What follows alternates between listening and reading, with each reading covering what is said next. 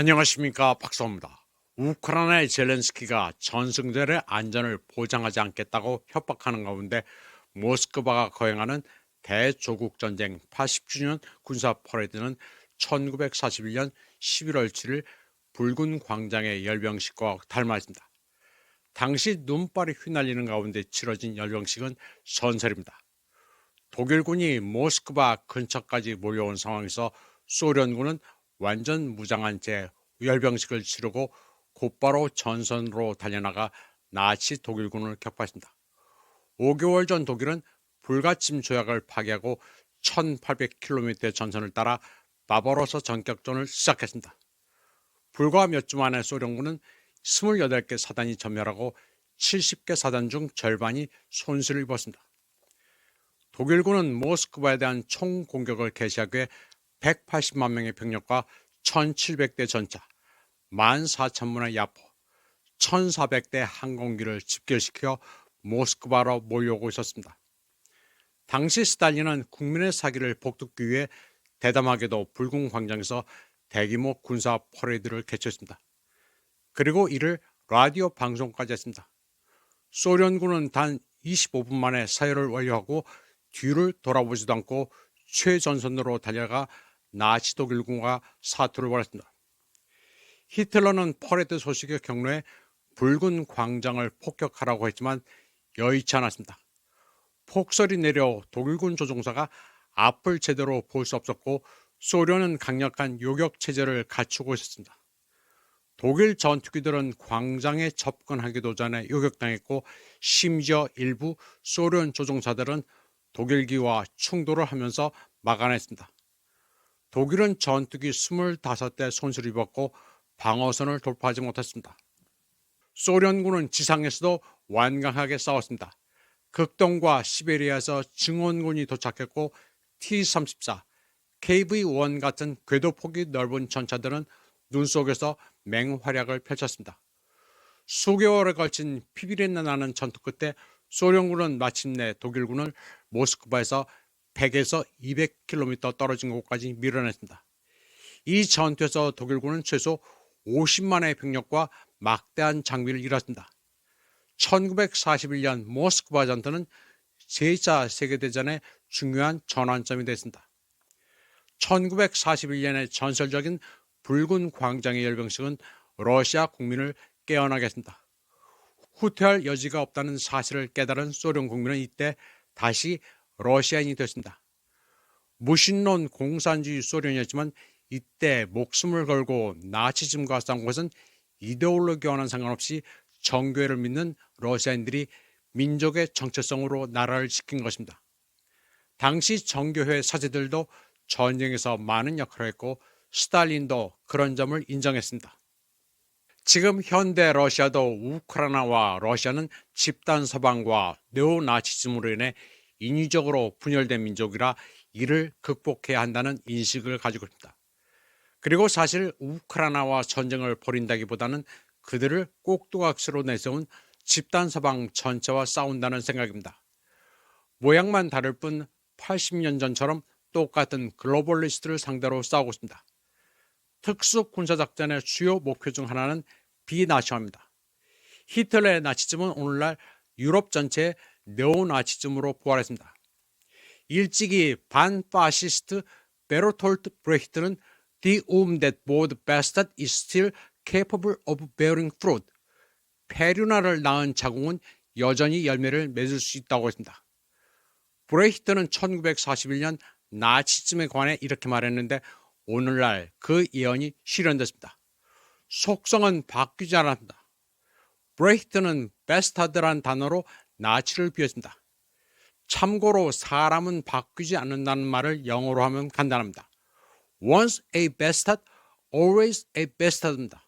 한 번 잡놈은 영원한 잡놈입니다. 소련이 붕괴되자마자 파시스트 잔당은 모든 틈새에서 움직이며 기어나오기 시작했습니다. 나토는 민주주의라는 구호 아래 동쪽으로 확장했지만 이를 위한 진짜 원동력은 오래된 복수주의였습니다. 간단히 말해서 1945년 5월 러시아 승리에 대한 복수심입니다. 유럽인들은 히틀러처럼 인류를 위버맨시, 초인과 운터맨시, 하층 인간으로 구분했습니다. 조셉 보렐이 유럽은 정원이고 나머지 세계는 야만의 정글이라고 한 것도 이런 마인드입니다. 유럽인들은 영국, 독일, 프랑스만이 정통이고 러시아는 야만이란 관념 속에 살고 있습니다. 그들에게 러시아와 벨라루스인 그리고 유럽화를 원하지 않는 우크라이나인, 세르비아인은 위험한 적입니다. 유럽인들은 우크라이나조차도 그들의 일원으로 여기지 않습니다. 오로지 러시아를 찌르는 창으로만 이용할 뿐입니다. 이러한 이념적 구조는 제3제국과 매우 흡사합니다. 제3제국에는 진정한 아리아인, 하위 아리아인, 그리고 대량 학살의 운명을 맞이해야만 하는 하위 민족이 있었습니다. 러시아를 겨냥한 나토의 동전에 따라 옛 나치당과 그 후손들은 미친 듯이 다시 역사를 쓰고 있습니다. 우크라이나 네오나치즘은 그들에 의해 조장되고 양육됐습니다. 유럽의 승인이 없고 의도적인 증오 선전이 없고 러시아인과 우크라이나인을 서로 대립하게 만드는 전략이 없었다면 지금 아무 일도 일어나지 않았습니다. 유럽은 우크라이나를 대리전의 죽음으로 몰아갔고 그 다음으로는 발트, 폴란드, 루마니아를 제2의 우크라이나로 만들려 하고 있습니다.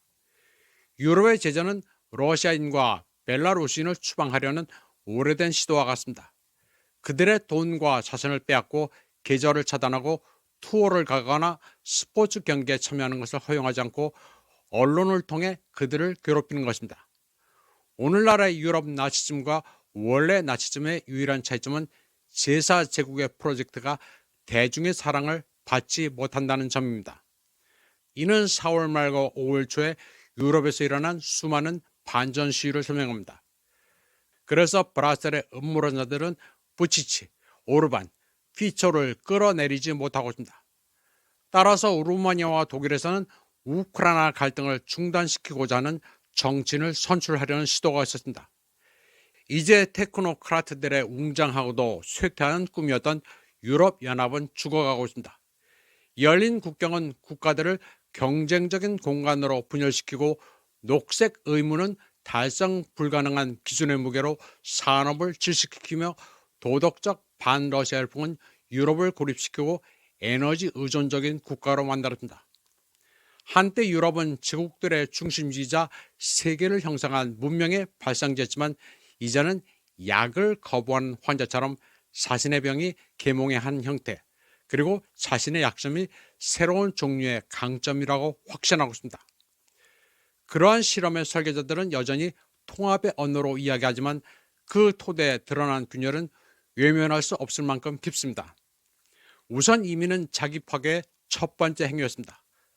다문화 유토피아라는 수사에 도취된 엘리트들은 결속력, 정체성, 그리고 사회가 기능하려면 추상적인 이상 그 이상이 필요하다는 단순한 현실을 고려하지 않고 문을 활짝 열었습니다. 정치인들은 계속해서 다양성의 미덕을 설파하지만 공통의 역사와 공통의 언어를 가졌던 시절을 기억하는 민중들은 반란을 일으키기 시작했습니다. 서유럽 자매련은 녹색 어젠다도 한몫을 있습니다. 환경 규제 무게에 공장들은 문을 닫고 농민들은 거리로 뛰쳐나와 시위를 벌이며 중산층은 치솟는 에너지 비용과 정체된 임금 사이에 갇혔습니다. 지도자들은 경제적 파탄을 초래할지라도 기후를 지켜야 한다고 주장합니다.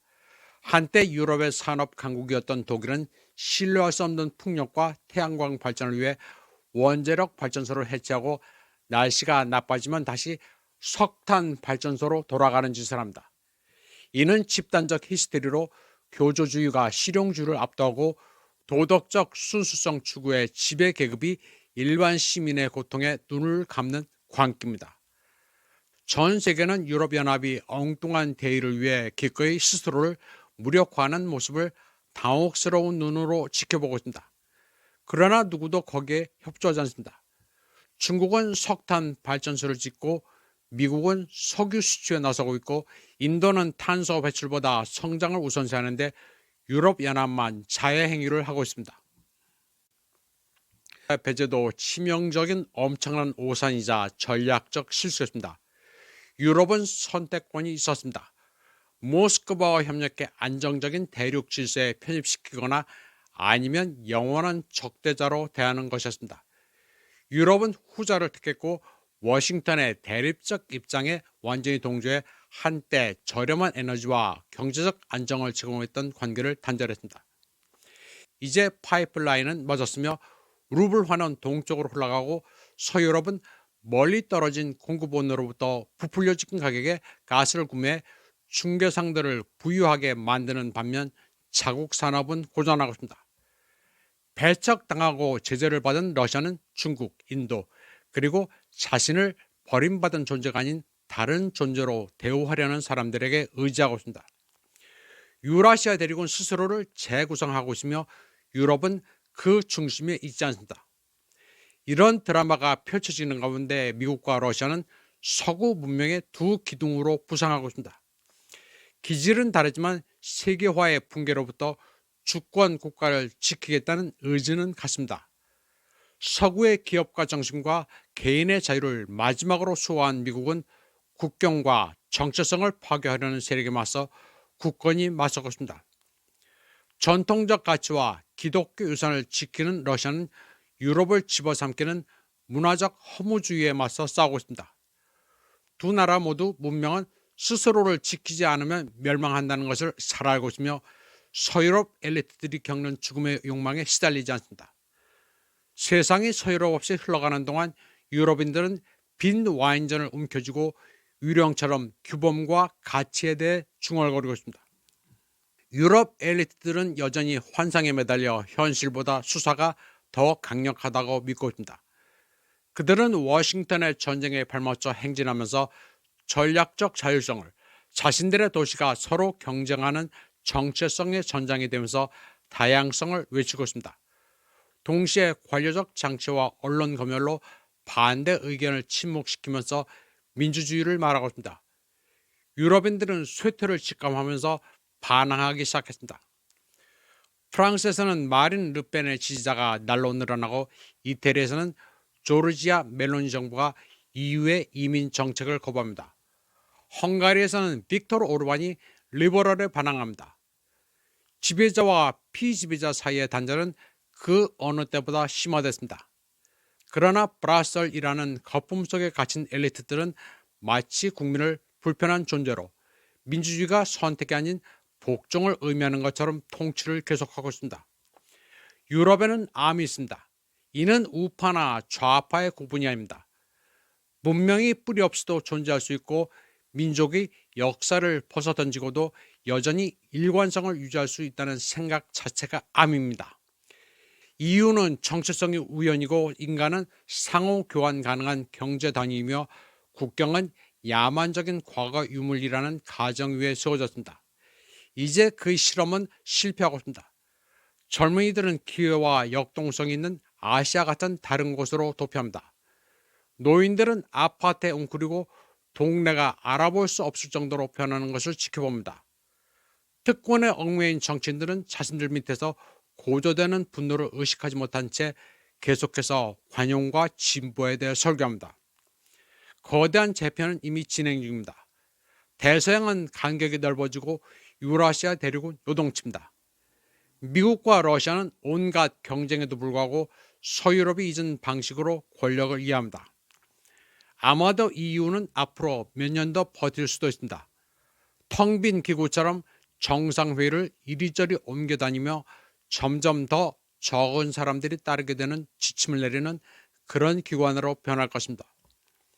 역사가들은 이 시대를 리버럴리즘의 장례식으로, 그리고 그런 붕괴를 초래한 자들을 선견자라기보다는 바보로, 생존보다 이념을 중시했던 사람들로 기록할 것입니다. 이번 방송은 여기까지 하겠습니다. 시청해주신 여러분 감사합니다.